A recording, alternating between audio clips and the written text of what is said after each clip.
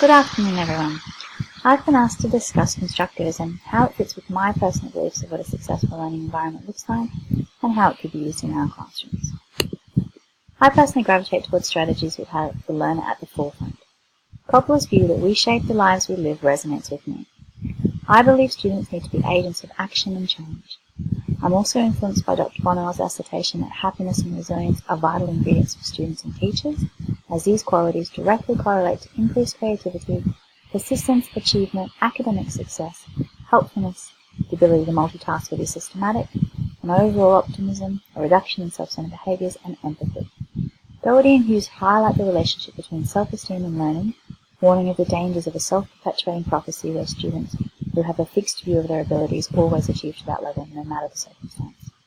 This is why direct growth mindset theory, with its emphasis on removing the negative connotations of failure and encouraging learning by possibility, rounds off my influences and affirms the priorities for my classroom. I like the catchphrases, if you're not prepared to be wrong, you'll never come up with anything original, and I don't know about that yet. According to Eggert, the constructionist theory, as its name implies, is all about construction. We as teachers want learners to construct their knowledge, build on the information they already know, and have them use us as springboards or guides. Omrod succinctly points out that problem solving is the basis for a constructivist classroom.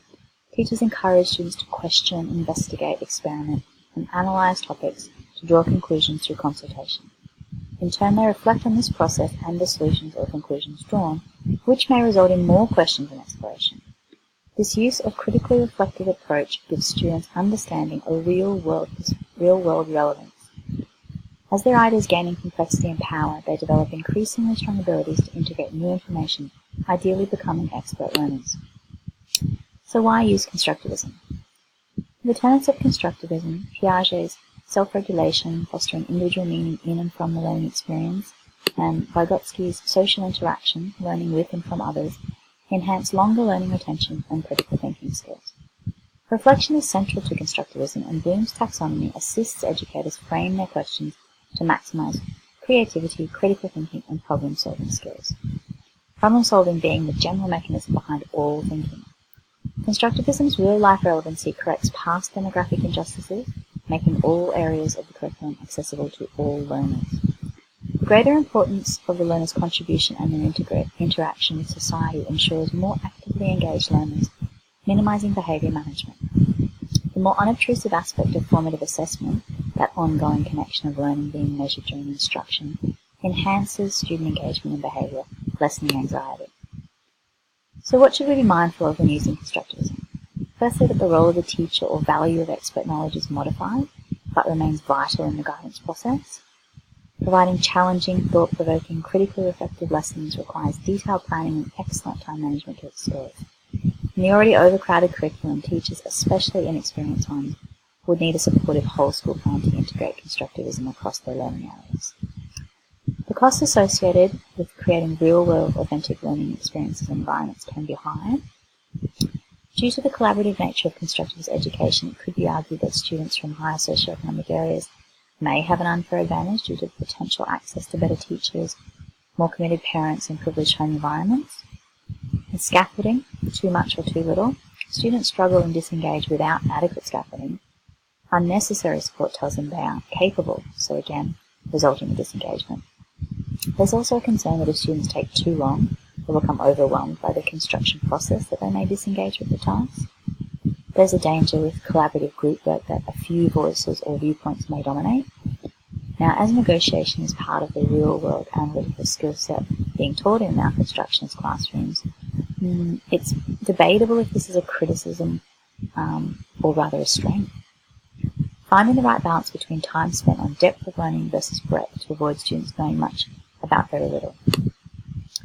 So classroom applications of constructivism involve a curriculum which allows each student to solve problems while the teacher monitors and flexibly guides the student to the correct answer, encouraging critical thinking.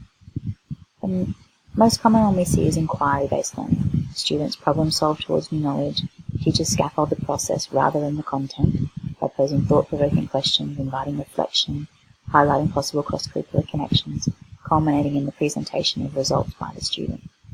This is often handled by reciprocal teaching, cooperative learning, or collaborative group work.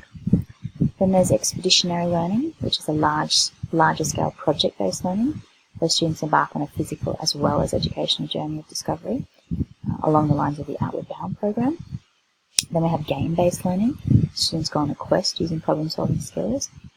These are typically computer-generated games which can be manipulated via good data collection, allowing teachers to diversify and scaffold where needed.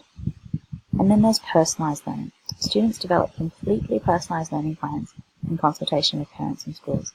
This is maybe a little new.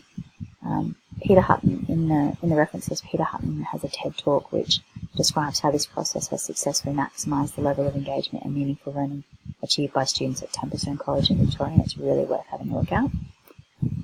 But for me, I find the 5 E's, engage, explore, explain, elaborate, and evaluate, and the Constructivist learning design models are excellent reference tools for my implementation of Constructivism. In the Constructivist classroom, the focus has shifted from the teacher to the students. The teacher's biggest job becomes asking good questions. Both the teacher and the students think of knowledge not as an inert factor to be memorized, but as dynamic, ever-changing, able to stretch and explore the world we live in.